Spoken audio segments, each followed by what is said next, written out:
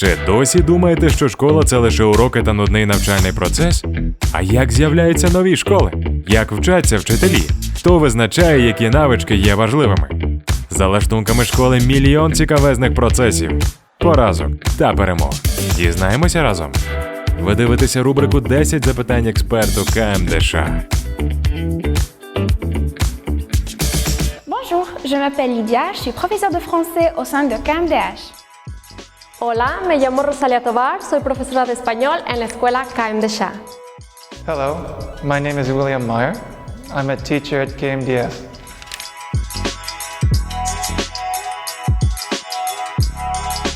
Bueno, ya llevo 6 años viviendo en Ucrania y 4 de ellos trabajando en la escuela KMDH. ¿Cómo fue que comencé a trabajar aquí? Es una historia súper interesante porque en realidad yo ya me había mudado a Italia y iba a comenzar un proyecto escolar allí, pero la escuela me buscó, me contactó, me llamaron, me pidieron que si podía venir a una entrevista y la verdad es que me pareció muy interesante, así es que pues decidí hacer la entrevista. Me encantó la metodología, me encantó la propuesta de trabajo, me encantó ver el ambiente en cómo trabajaban los niños, los profesores, las instalaciones y fue de manera que decidí que mejor me quedaba en Ucrania o más bien mejor regresaba a Ucrania para continuar aquí viviendo y trabajando en KMDH.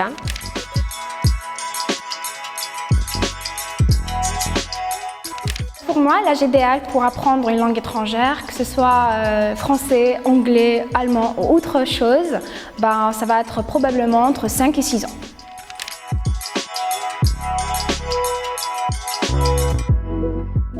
Mi metodología de trabajo en general es la misma con todos los niños, principalmente con las clases más pequeñitas. Yo siempre hablo en español, sí. Desde la primera clase comienzo a hablar español, aunque los niños abran así de grandes los ojos y digan, no entiendo lo que está diciendo la señorita Lía, pero es normal. Lo que yo intento con esto es que los niños familiaricen lo que escuchan, que se adapten, que se acostumbren a escuchar el idioma español, que es precioso y maravilloso. Y con el tiempo entonces ellos se sientan más relajados, estén más familiarizados con la lengua y se sientan más entusiasmados de querer entender qué es lo que dice la profesora. Y para entenderlo hay que estudiarlo.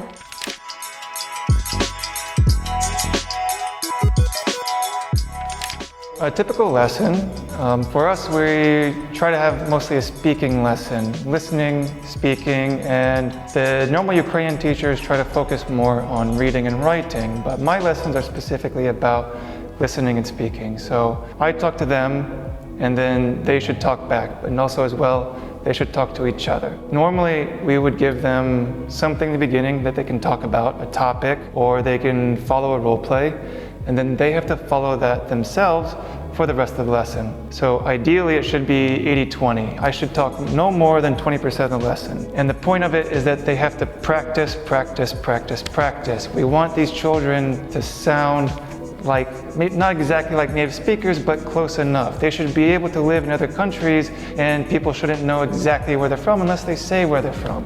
Their accent shouldn't be visible exactly right from the get-go.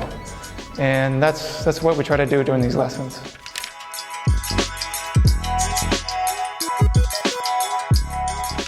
Si on me posait la question, par exemple, Lydia, comment tu fais les cours de français avec la 6e classe, par exemple, je vais dire, je pousse les enfants à faire des présentations, des projets, pour qu'ils puissent parler et beaucoup plus s'amuser en parlant français. C'est-à-dire, un enfant de 6e année, s'il peut construire une phrase grammaticale et verbale, pour moi, c'est le meilleur cadeau qu'un enfant de 6e classe pourrait m'offrir. Donc, je pousse les leçons de 6e classe à jouer le rôle de entre guillemets, un petit français.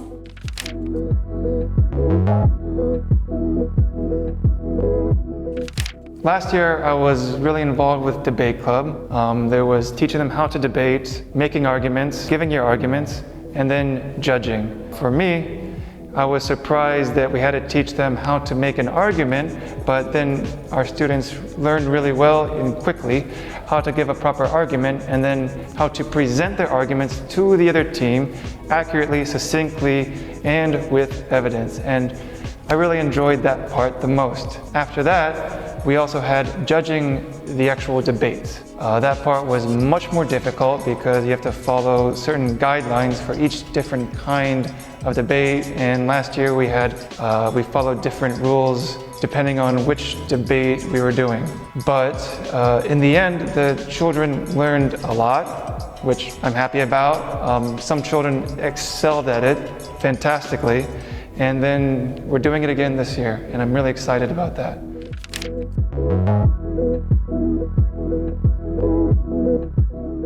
En general, mi metodología de trabajo es muy sencilla, divertida y agradable para mí y para mis estudiantes. Me encanta divertirme en las clases y yo siento que cuando yo me divierto, los chicos también se divierten y aprendemos más. Por ejemplo, en la cuarta clase, igual que otras clases, me encanta incluir cosas como un poquito de teatro, un poquito de comedia, un poquito de hacer sketch entre los chicos, conmigo. Les doy algunos roles como actorales, entonces hacemos algunas pequeñitas obras donde hacemos diálogos, nos comunicamos y los chicos se divierten mucho. Después de hacer esto, hacemos entonces ya algunos ejercicios con gramática, aprendemos sobre los libros, pero primeramente está para mí lo más importante, aprender de una forma divertida, dinámica y fuera de un contexto clásico o aburrido o común.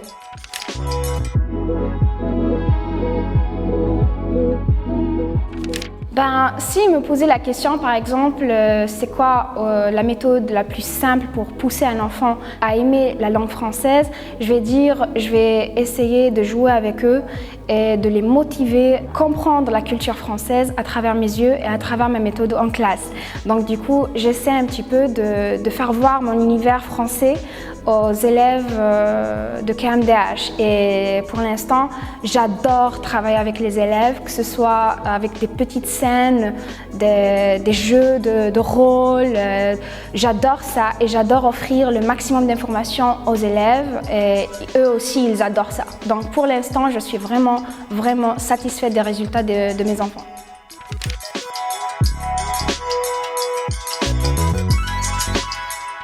During our English lessons, we have lots of different ways to help them practice English. The main thing for my lessons is that they need to speak accurately, speak properly, proper intonation and proper sounds. So ideally they should say a word and everybody should understand them from the first try.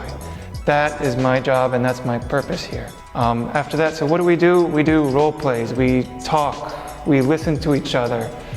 It's a lot of listening and it's a lot of talking, and that's what we do. We also listen to other people from other parts of the world. For me personally, I'm an American, so I have an American accent, but in English there are lots of kinds of accents, so we also listen to other people from other countries to introduce the kids to different accents because kids travel, I mean, honestly. So at the end of the day, what do we have? We have listening, talking, role plays, practicing, speaking, but then, yeah, just getting the kids to speak. Practice, practice, practice, that's it.